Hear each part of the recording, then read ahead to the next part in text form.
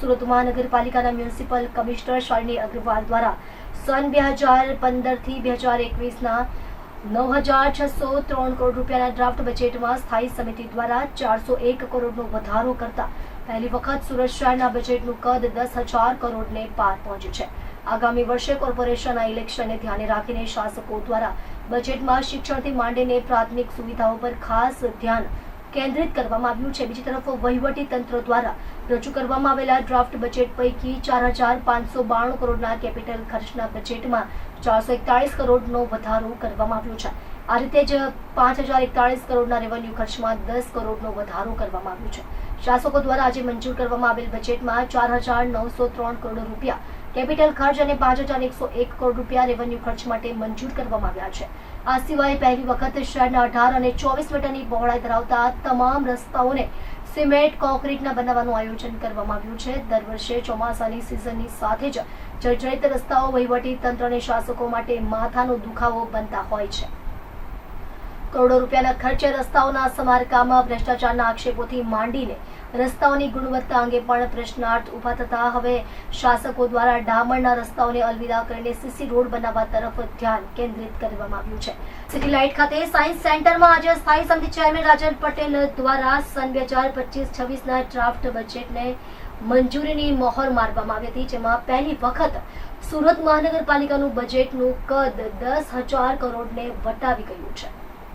Municipal commissioner દ્વારા રજૂ કરવામાં આવેલ 9,603 કરોડ રૂપિયાના ડ્રાફ્ટ બજેટમાં શાસકો દ્વારા 401 કરોડનો વધારો કરીને બજેટનું કુલ કદ 10,004 કરોડ રૂપિયા કરવામાં આવ્યું છે. શાસકો દ્વારા બજેટમાં શિક્ષણ, રમતગમત, આરોગ્ય, ફાયર એન્ડ ઇમરજન્સી સર્વિસ વિભાગ, હાઇડ્રોલિક વિભાગ સહિત ડ્રેનેજ, બ્રિજ, ફૂટ ઓવરબ્રિજ સહિત શહેરીજનો માટે વિવિધ સુવિધાના પ્રકલ્પો પર ખાસ ધ્યાન કેન્દ્રિત કરવામાં આવ્યું હતું, જેમાં પહેલી વખત નગર પ્રાથમિક શિક્ષણ સમિતિની શાળાઓમાં અભ્યાસ કરતા 1.70 લાખથી વધુ બાળકોને રમતગમતના સાધનોની કીટ આપવાનું આયોજન કરવામાં આવ્યું છે.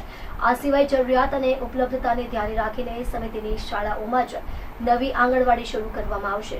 શહેરમાં ધાર્મિક, સાંસ્કૃતિક કાર્યક્રમ સહિતના આયોજનો દરમિયાન સ્વચ્છ ભારત મિશનના વિવિધ માપદંડોના અમલીકરણ માટે 30 ટ્રક માઉન્ટેડ મોબાઈલ ટોયલેટ યુનિટની પણ ખરીદી કરવામાં આવશે. આ સિવાય સુરત મહાનગરપાલિકામાં સમાવિષ્ટ નવા વિસ્તારોમાં વિસામા બનાવવામાં આવશે. બીજી તરફ વેસુ, મગોબ અને લિંબાયતમાં આવેલા સામૂહિક આરોગ્ય કેન્દ્ર ખાતે ફિઝિયોથેરાપી અને ડેન્ટલ યુનિટ શરૂ કરવામાં આવશે. શહેરના વિવિધ વિસ્તારોમાં કાર્યરત 50 બેડની હોસ્પિટલ ખાતે આંખની પ્રાથમિક ચેકઅપ અને નિદાન માટે એપિથેલ્મોલોજી યુનિટ પણ શરૂ કરાશે. શહેરમાં હાલમાં 15 આરોગ્ય કેન્દ્રોનું બાંધકામ પૂર્ણ થઈ ચૂક્યું છે અને આગામી દિવસોમાં આ આરોગ્ય કેન્દ્રોમાં સ્ટાફની નિમણૂક બાદ તેને પણ વહેલા ધોરણે કાર્યરત કરવામાં આવશે. સુરત મહાનગરપાલિકાના બજેટને મંજૂરીની મહોર વચ્ચે શાસકોએ પહેલી વખત શહેરના 18 અને 24 મીટરની પહોળાઈ ધરાવતા રસ્તાઓને સીસી રોડ બનાવવાનો લક્ષ્યાંક નિર્ધારિત કર્યો છે, જેમાં 18 મીટરની પહોળાઈ ધરાવતા 20 રોડનો સમાવેશ કરવામાં આવ્યો છે, જ્યારે 24 મીટરની પહોળાઈ ધરાવતા 27 રોડને સીસી રોડમાં તબદીલ કરવામાં આવશે. પૈકી લગભગ 1.97 કરોડના 8 કામો એવા છે કે જેમાં કબજાની ઉપલબ્ધતા નથી અથવા પ્લોટમાં હેતુભેર કરવો પડે હોય આપણે એના આયોજનમાં ફેરફાર કરેલ છે. તેમજ એક બ્રિજ જે વરાછાને કનેક્ટ કરતો આપણે રેમ્પ મૂક્યો હતો તે બ્રિજ હવે MMTHના આયોજનમાં આવી ગયેલ હોય આપણે હવે બ્રિજ બનાવવાનો થતો નથી. આ આખો બ્રિજ હવે MMTHના આયોજનમાં આવરી લેવામાં આવ્યો છે.